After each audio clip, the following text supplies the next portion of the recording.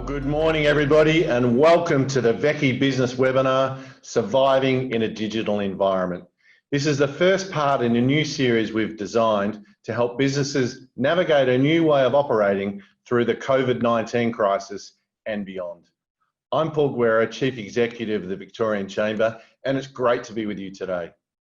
We're joined today by three experts: Brendan Donoghue, NBN Co-Executive General Manager, Paul Burman, HP MegaTrends Ambassador, and Lou Vocale, One Step Communications General Manager of Sales. And we'll get a chance to hear from all three of our experts a bit later on.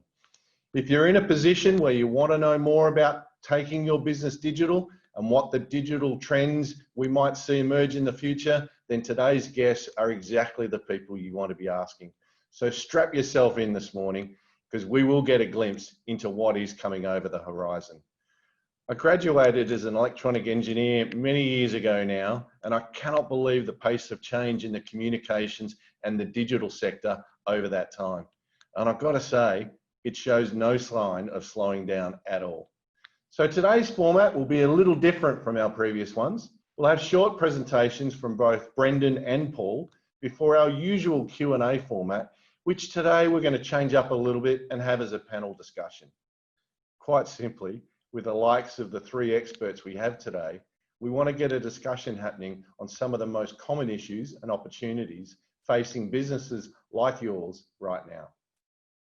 We present these webinars in conjunction with Small Business Victoria, who have been exceptional in helping Victorian businesses at this time.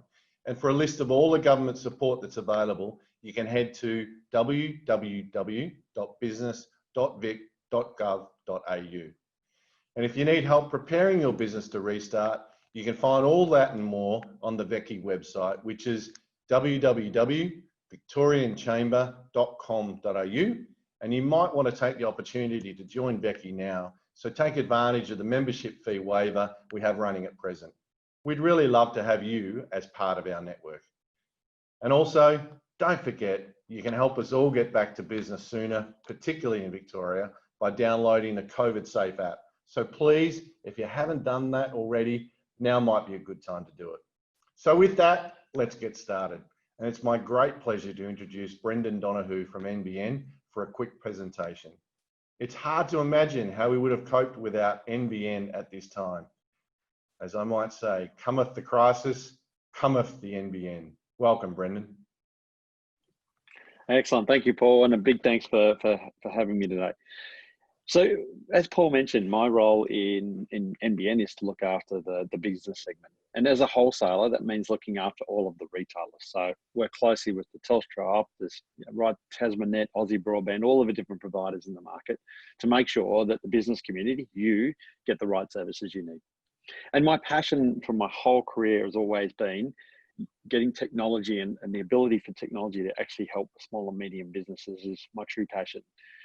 There's so much available, and I think we live in incredible times for a business. And if I start with something that's very topical at the moment, very, very topical, COVID. There's a number of things that we did in the market for COVID. And if I look specifically at business, all of you being businesses, there's a number of things that we put in place. So first of all, there's a lot of businesses who had to temporarily close. Very much service businesses, people-orientated businesses had to close. So we're not charging the service provider for services where they're not being used. The second element we put in place was a hardship package. So through the normal service provider hardship packages, we'll offer 50% discount to the service provider, so it's a cheaper service for anyone that's in financial trouble. The third point we put in place was we put enhanced service levels for critical businesses. So anyone that's an emergency service or an essential service, we put added enhanced service levels, which means when something goes wrong, they go to the top of the priority queue to get fixed and they get back up and running quicker. And as you know, medical has changed through this time as well. And you no longer go to see the doctor, you actually video conference in to see the doctor. We had a number of medical facilities that weren't on the right solution that would enable video conferencing, so we upgraded them as part of the package as well. So there's a number of things we did across the board. And if I go back a step on, what are we trying to solve and why is business different to your home, for example? There's three key areas, and we built solutions to cater for all the three of those key areas. So first of all, business would like to think that their traffic is prioritized. And we have products that do prioritize the business traffic. If you can imagine, if your Netflix goes down for 15 minutes, or you have a delay on your Netflix, not the end of the world. If you've got a customer standing at the counter and you can't take their payment, that's pretty significant. Secondly, from a symmetrical point of view, and what does symmetrical mean? We have the internet, download and upload. Download is when you pull information down from the internet. So my last example, Netflix, nearly entirely a download. The only thing that goes up is stats about what you're doing, what you're watching, how long you're watching it for. All of the content comes down. Surfing the web is all download.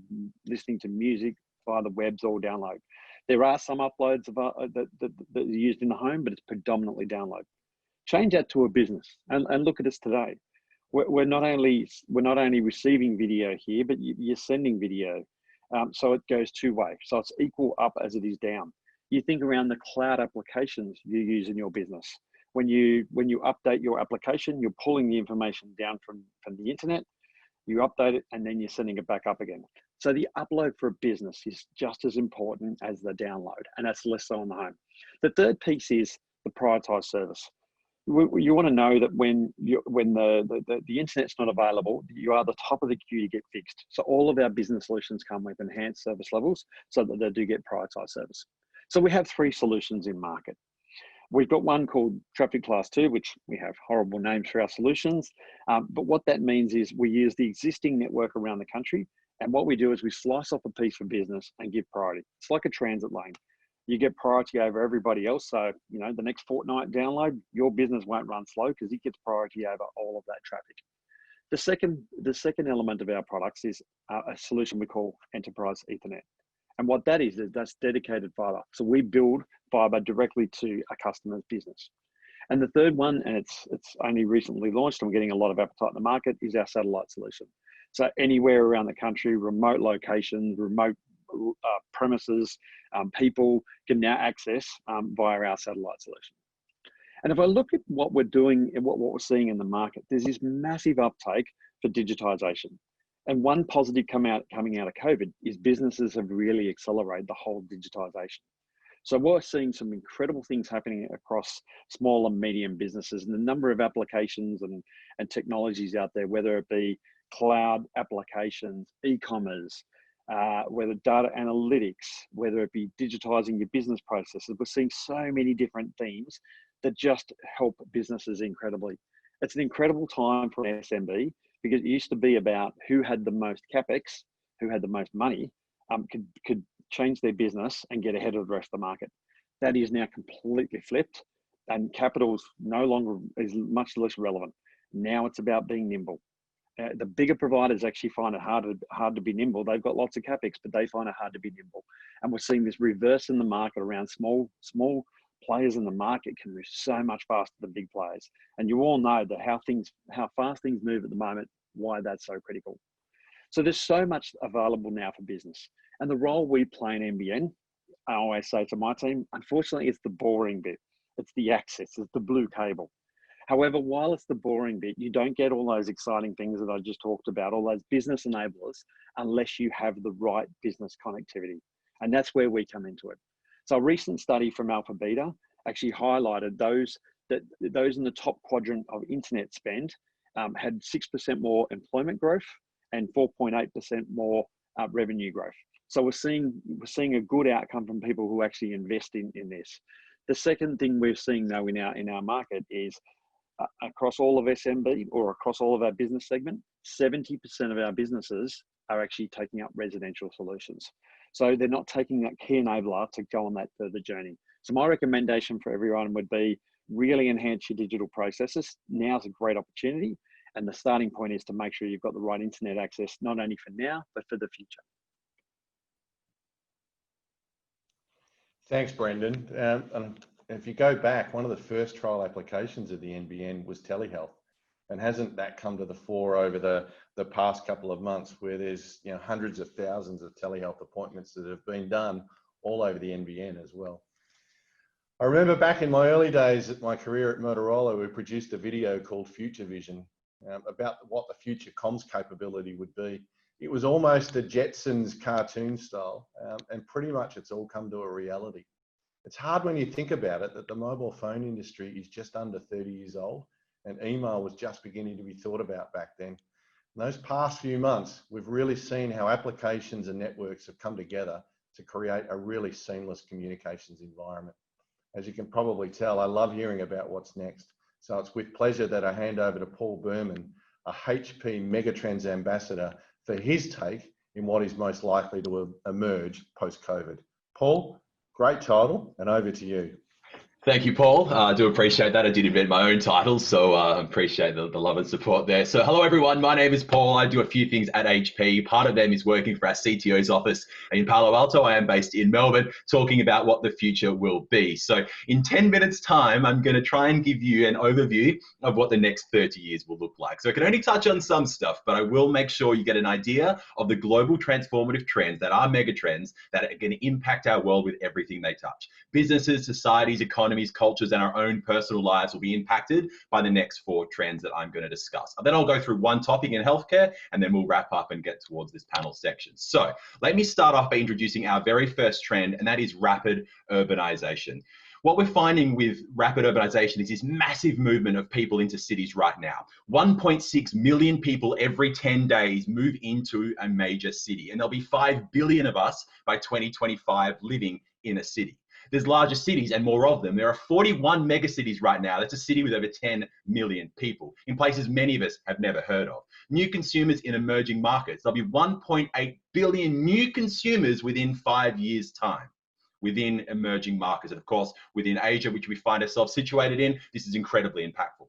Now, new consumers in new markets mean new customers. More people, less space is smaller spaces and shared spaces. How will our homes and offices change in the future? Bigger cities and bigger populations mean new business models. We've already seen the sharing economy, the gig economy, and everything as a service take off. But this increased demand on resources means sustainability needs to be paramount in your business planning. We're also seeing changing demographics. In short, people are living longer and having fewer babies across the globe. An aging population, in fact, by 2060, there'll be 3 billion people more over the age of 30. In 2025, we will have 1 billion people over the age of 65 in our world. That is double what we have today. At the same time, a surge in the gig economy of freelance workers will put even more of a strain on a balanced workforce. Pressure on healthcare and government services mean we have to move to digital health. An aging population and shrinking and declining workforces mean that we have the rise of workforce transformation, a new generation arriving into our workspace. And of course, the aging customer base gives rise to the silver spender, an aging community with money to spend perhaps on products or services of yours. But we also see Gen Z at 2.6 billion people poised to replace baby boomers as the world's largest population. And they have very different attitudes about the way they work and the workplace they work in. 67% of Gen Z are willing to relocate for a good job. They're more likely to start their own business, and they're less concerned about working for money and personal impact and more interested in working on things for which they have a passion for and an impact on the world. How will the arrival of Gen Z impact your business? How do you hire and retain talent? But we also see hyperglobalization. Everything is becoming connected and interconnected, allowing digital platforms to grow and proliferate and ecosystems to also grow. This is giving rise to new startups who can scale faster than ever before. Do you know that by 2027, 75% of the S&P will be removed? This new basis of competition and digital platforms and ecosystems and emerging market powerhouses, the idea is disrupt or be disrupted. We need to collaborate, and when everything is connected, security must be the paramount. But of course, my job at HP, my focus is always on accelerated innovation. We always think that technology is just getting cheaper, faster, more powerful, and more accessible. But because digital technology doesn't follow a linear trajectory, it follows an exponential one. It's why that in 30 years' time, our cell phones won't be 30 times faster. They will be 1 billion times faster.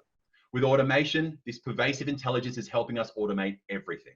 We're automating industries, transport, manufacturing, and even our workforce. Because of factory automation, up to 85% of jobs in China could be automated. And we're not just talking blue-collar jobs here as well, guys. Let me then transition into healthcare. I'm halfway through my session and I want to talk about the healthcare vertical for a moment here. Now, we always think of healthcare in our future world as this utopia. Perhaps it's a decade from now and you're stable in the ICU after a recent heart attack. Your doctor harvested some stem cells while a 3D printer outputs a drug-impregnated stent that has been designed specifically for the dimensions of your heart valves. Meanwhile, nurses prepare an injection of your cultivated stem cells and factor that trigger tissue regeneration. As you go gently into light sedation, the surgeon dons augmented reality glasses that overlay your vitals and critical imaging data into her field of view. As the procedure unfolds, she guides a catheterization robot to your heart, deposits a stent to open a dangerously narrowed artery, and continues to inject the therapy into the damaged cardiac tissue. Within days, your heart is repaired and your blood is flowing smoothly. How do we get there when today we're battling this? Could we have predicted this pandemic before it occurred? That's actually not a question. We did predict this pandemic. A company called Blue Dot, who's a Canadian biohazard analytics firm who specializes in infectious disease surveillance, quite a nuanced business, but nonetheless, they predicted the outbreak of coronavirus on December 31 and informed their clients of this outbreak. They used an AI-powered system that combs through animal and plant disease networks, news reports in vernacular websites, government documents, and other online sources. In fact, up to 65 different languages it can read and understand. Then they further used global airline ticketing data to correctly predict the spread of coronavirus to hotspots like Seoul, Bangkok, Taipei, and Tokyo. Machine learning and natural language processing techniques were also employed, and this enabled their team of trained epidemiologists to draw inferences from this material. What we are seeing is a radical shift right now in healthcare, from standardized reactive and in-person care to, as Paul mentioned earlier, personalized, preventative, and remote care. Now, we have not enough time to delve too deeply into this, so I want to give you an experiment that you can all do at home if you can see your screen right now. I want to draw you to a quote by an attention researcher named Trafton Drew. And he said, if you watch radiologists do what they do, you're absolutely convinced they are like superhuman. I don't know if I have any radiologists on the call right now, if any budding radiologists on the call right now, but I want to give you a test. I want you to be put in the perspective of a radiologist. I want you to check this lung scan and see if you can see something that shouldn't be there. I'll give you 10 seconds, have a bit of a look. You might be searching for something quite small and minute. It's not that small. Now, a few of you are picking up from the top right-hand corner, the big, large, angry gorilla. Did you know 83% of radiologists shown this scan did not see the gorilla? Instead, the problem was in the way that their brains had framed what they were doing. They were looking for cancer nodules, not gorillas. In fact, they looked right at the gorilla. The eye tracking proved they looked at it. But what they're not looking for was that gorilla, and so they didn't see it. In other words, what we're thinking about, what we're focused on, filters the world around us so aggressively that it literally shapes what we see and do. What this means is that with an underlying AI safety net, radiologists can have less stress, less pressure, improve mental health, and increase patient outcomes, and improve diagnosis rates and detection rates. In fact, and apologies, this does touch on some sensitive material, but we look at the research that Google Health did with the Imperial College of London. They designed and trained a computer model and X-ray images from nearly 29,000 women to get better early protection and detection against breast cancer. The AI outperformed 6 radiologists in reading mammograms. The AI was still as good as 2 doctors working together. What we're seeing is how AI, how big data, how large computing power, and of course the power of the NBN network, little plug there for the NBN crew on the call. This is what's shaping our healthcare future. Technology will not only improve diagnostics by reducing the misdiagnosis rates, and you can see some of these rates on your screen, but not only just misdiagnoses, but also the cost involved. But what we're doing when we're training these AI networks is we need to have a diverse team that's providing a diverse group of data.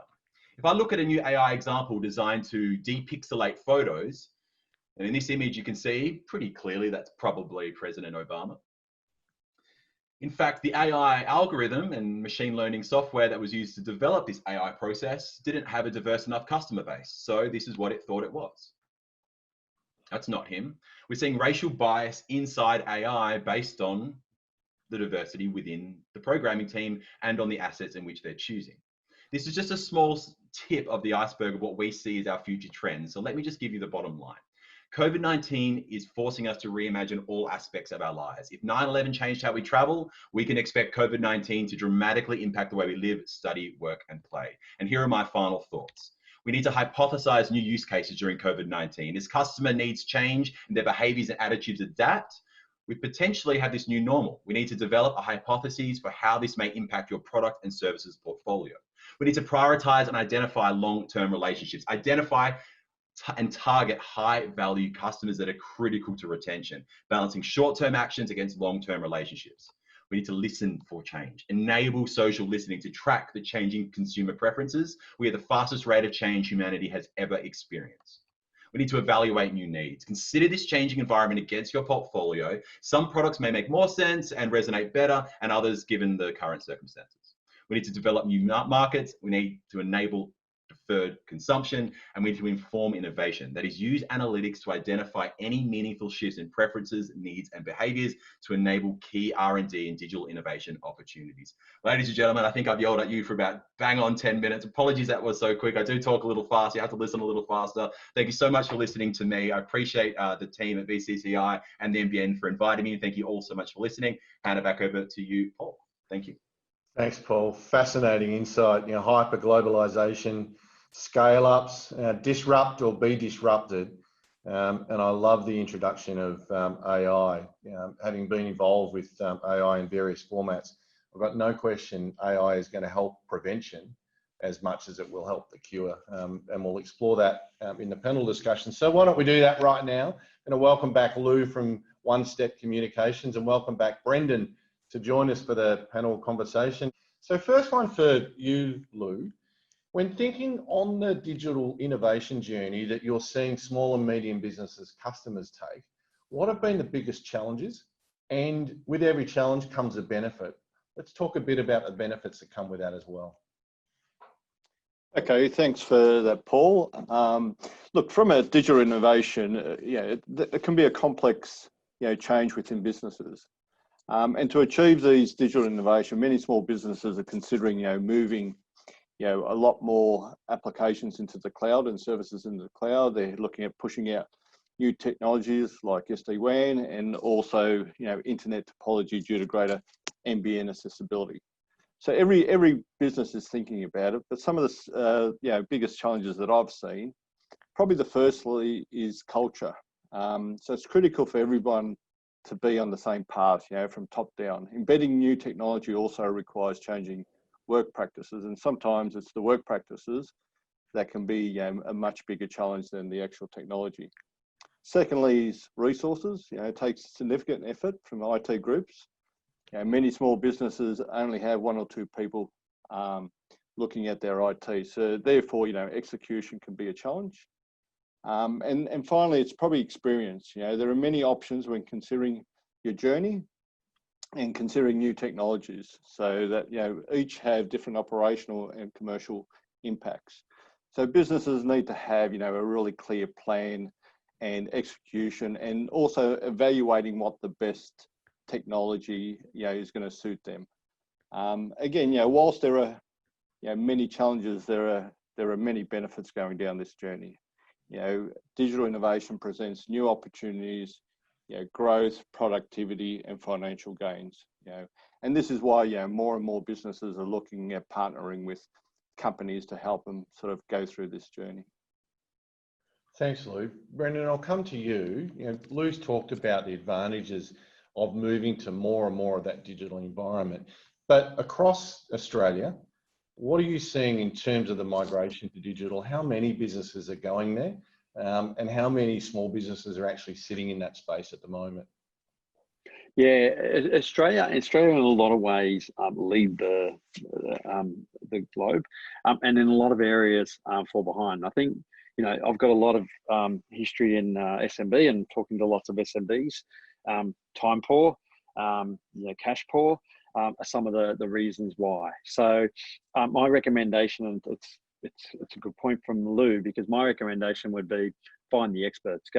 There's so much available on the internet these days, and you've got people like Lou's business who are experts in their field, who you can go and talk to about technologies, because you're an expert in your business and not necessarily an expert in the technology business, but there is so much out there. So I think the take up is actually accelerated, we've seen through COVID, but I would encourage people to constantly run at that rate, because we shouldn't need a crisis to move to, what is a better business. Yeah, great. And Paul, artificial intelligence you introduced there, and really for people that are wondering what it is, go and Google something online that you want to buy, and then watch what happens to your news feed shortly after that. That's an element of artificial intelligence. But Paul, you're more of an expert on this than me. What should the leaders in business be looking out for when they go to implement a artificial intelligence or AI solution in business? Thanks, Paul. Yeah, there's a couple of key areas that people need to address, but for business leaders, there is two viewpoints that you need to have. One is as the business owner, but one is as the employee. We see, and I'll use HP as an example. For instance, if I have a pay query, I message our PayBot, which is an artificial intelligence chatbot that gives me information about my pay. Now that's fine enough. It's probably better for me to do that than annoy our HR manager for something that is less or a little bit more trivial than their day job. Now I'm fine to deal with that. Well, where the slippery slope comes in is that if one was to involve AI, perhaps in a hiring and firing situation within HR, then you're going to find the reaction from a human is going to be quite different to my reaction using a PayBot. So AI has its place. Humans are nuanced, involved, challenging creatures. We have our own perspectives of things, and we need to make sure that when we use AI, it's used in the right application without trying to replace a human for the sake of it, because AI is only as good as how it was built. And if you have AI built by a team and you haven't really looked into the development process, the big data the AI relies on, how the computing is going to properly work, you're going to have a system which could have inherent bias, which could impact your business, and that impact may not be seen until it's too late. So the business owner needs to really look at AI in their organization and understand, yes, this can benefit me, but how is it going to impact my employees? Because what you may find, and I'll use an example of Steve Wozniak, who went for an Apple credit card. Now, Steve Wozniak, obviously an original founder of Apple, he was given a very large limit on his Apple credit card. His wife, who also went to get an Apple credit card, they filed joint tax returns, which means they had the same income. The AI gave his wife a lower credit limit for no other reason than the big data was flawed, and it was giving men disproportionately higher credit limits. Now, the AI was assessing the ability to repay, but they had these gender imbalances in it. So Apple, large company with great ethics, found themselves caught out. Now, unfortunately, this wasn't their solution. They had a partner that had power with their system in their financial organization. But ultimately, it gave a disadvantage to an end user and what they thought was the best solution. And so that's just one small example of how, I guess, lack of sanity checking on the AI's ability can cause problems down the track. So my overarching advice is please just check how it was built, what it was built on, and test, because humans are going to find the fault, and humans built it in the first place. So make sure that we're testing rigorously before we deploy. Great, thanks, Paul. Lou, I know there'd be a number of businesses out there thinking about, where to migrate to next, whether they choose, for their carrier, and certainly NBN is up there as the best that we've got at the moment. But there are traps, and some people that have implemented technology in the past would have fallen into those traps. Help us. Give us 3 tips that business owners should think about as they go into that migration phase with NBN.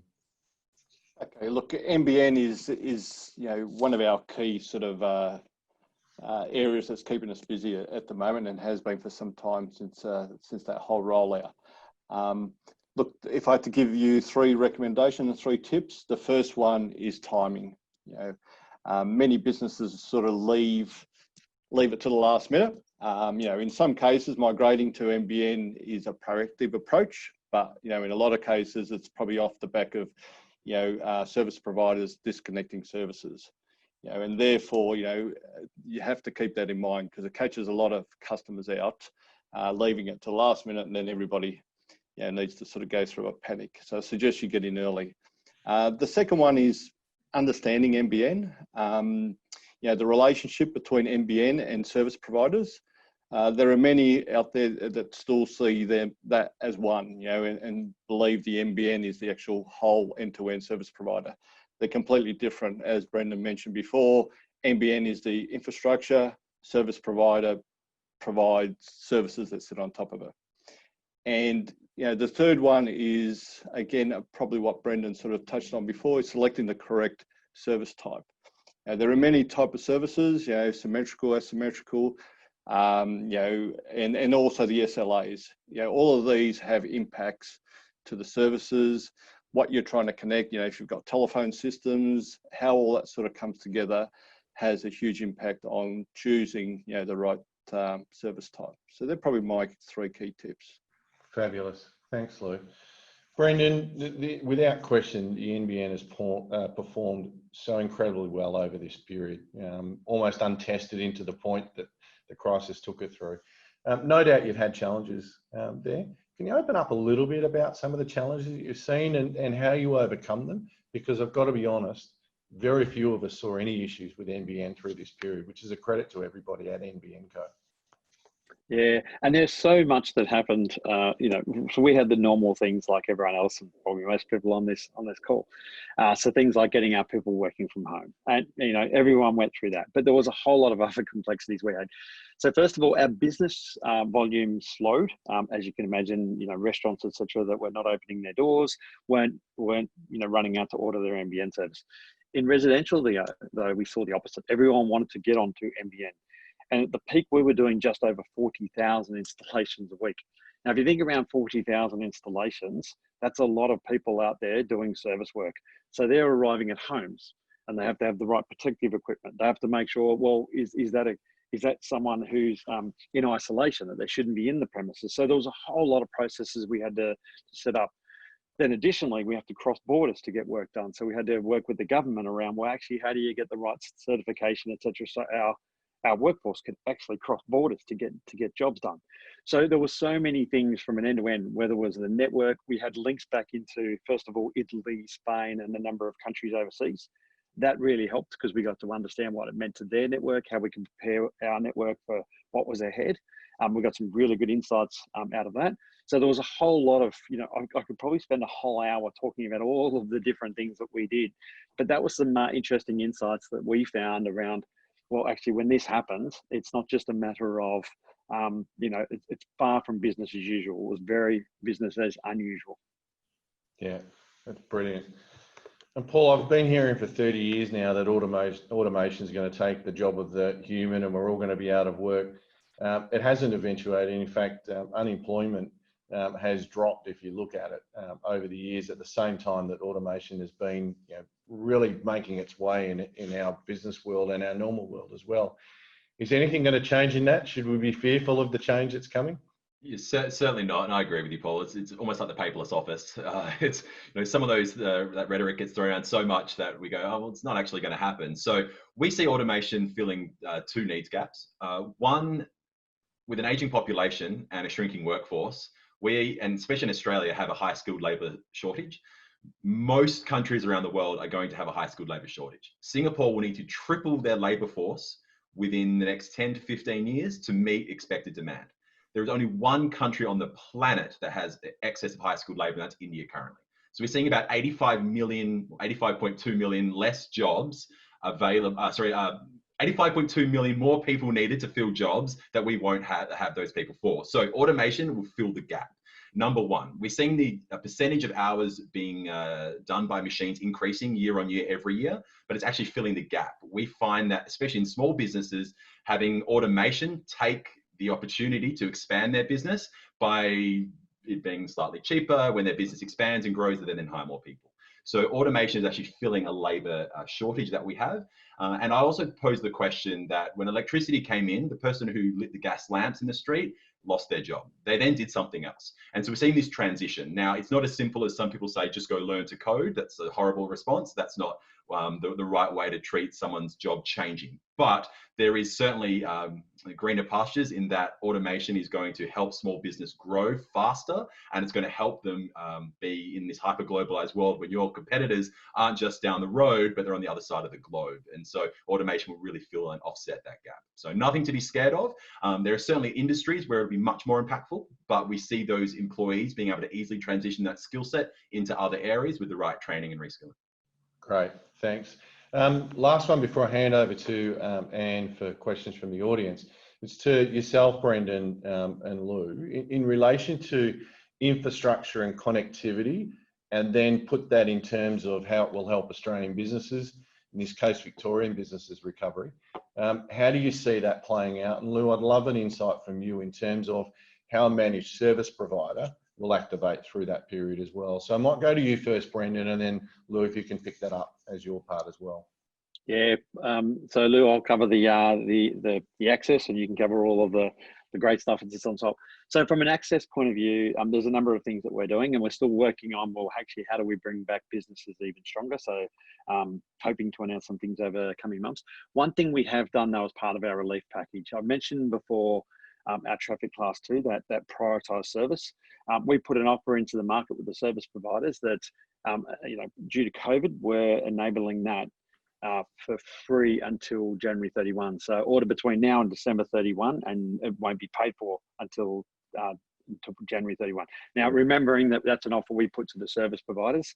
So, they'll then in turn pass that to the market. So, but they'll have their services and everything on top of that. So that's something we've put in place as part of bringing back businesses even stronger in a more business digital world.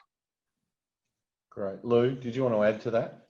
Yeah, look, you touched on managed service providers, and I'll probably touch on that aspect, because there are, a number of things that sort of form part of the whole sort of digital journey. But managed service providers, what they do, they remotely manage customers' IT infrastructure and end user systems. Right. So typically, managed services is made up of, it's on a proactive basis and a subscription cost model. So it gives clients and small businesses, some cost certainty.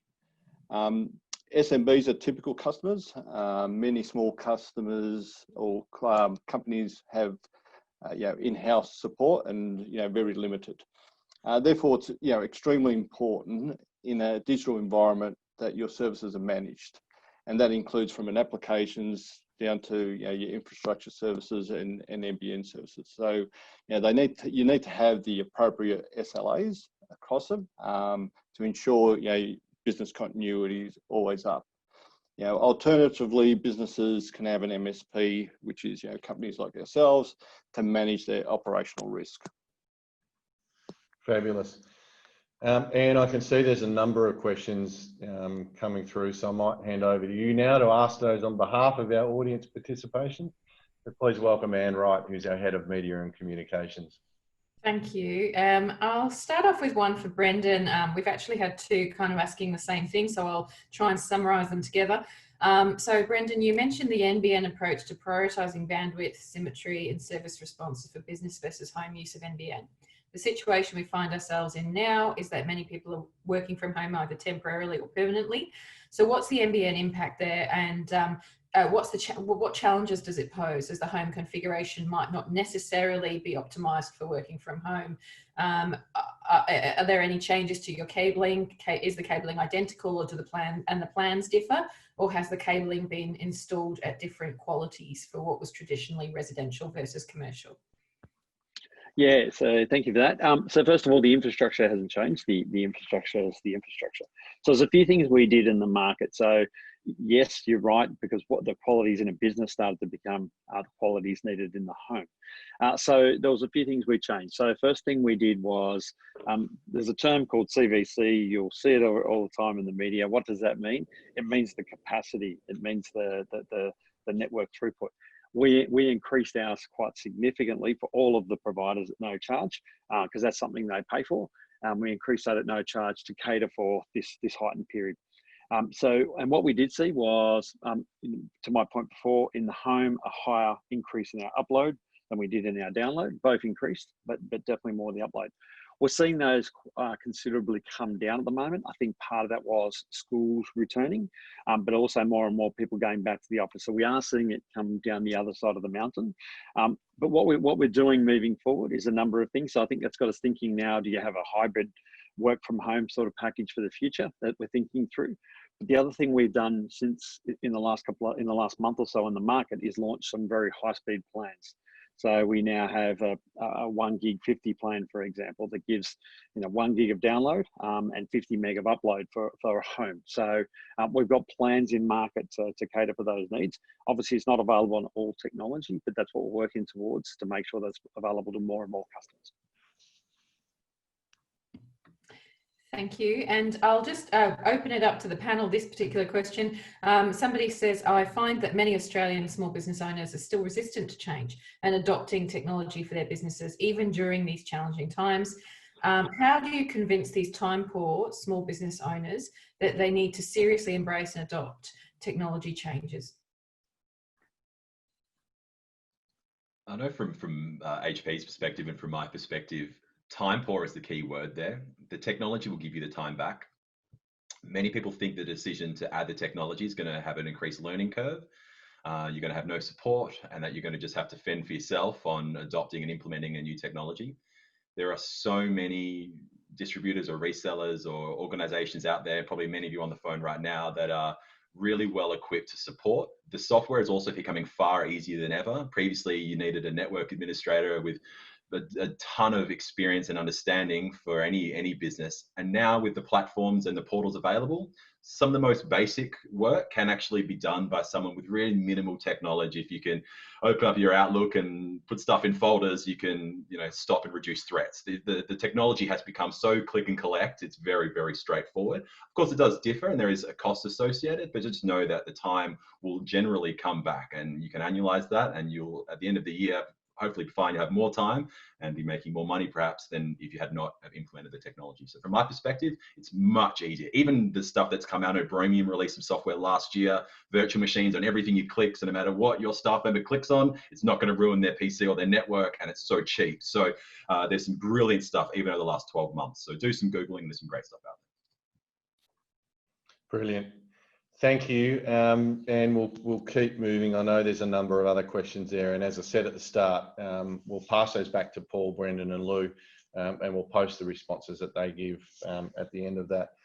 Paul, I'm not going to let you go before we talk a bit more around the future. There will have been trends that have been identified previously. Can you see some of those changing or in fact accelerating as we come out of this COVID environment? Yeah, there's a few little elevator quotes. How willing are you to accept cash right now? Probably not very willing. I saw a report last night that the mint is making no extra money right now. They just the need for coins has completely dropped. So that will obviously spur digital currency. I mean, Australia is so heavily invested in there anyway. Everyone's tapping and paying, so that is just going to completely accelerate. A lot of parents have now found out that the teacher isn't the problem, that their kids are tough and to spend a whole room of 30 individuals. So we'll certainly see education change, remote learning especially. In New Zealand, we're seeing a company develop an digital avatar called Will, and they do training and teaching on sustainability for kids, and kids love it because Will behaves like a human. He ums and he ahs and he smiles and gives that human interaction. So we're going to see education radically shift, especially with personalized learning, custom curriculums for your child. They don't have to do a lesson plan for the whole country, and as well as lack of currency in physical forms into digital currency and hyperglobalization. We're seeing birth technologies and applications and ecosystems birth from emerging countries that are now world leaders. We only have to look at TikTok out of China, and it's now a global app that everyone uses, or at least in a certain demos. So we're going to see those emerging markets, especially Indonesia and Jakarta, come up with some brilliant technologies and ecosystems, and that's on our doorstep. So that'll be really interesting to see. Brilliant. Thanks. Brendan, Paul and Lou, it's been fabulous. Thanks so much for your insights today. As you can probably tell, having spent the majority of or the better part of my career in technology and technology-based companies, today's conversation I absolutely loved, and I'm certain our audience will have many takeaways with that as well.